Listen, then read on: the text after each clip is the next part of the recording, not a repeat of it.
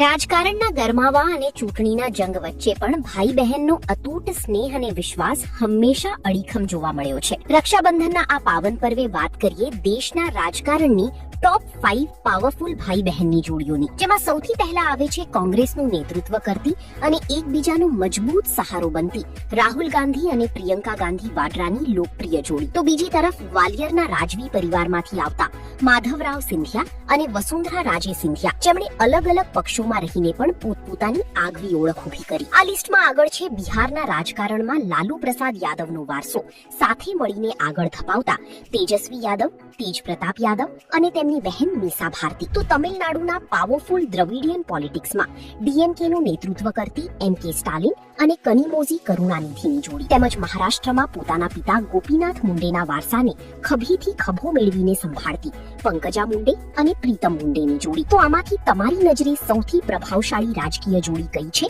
Comment બોક્સમાં જરૂર જણાવો.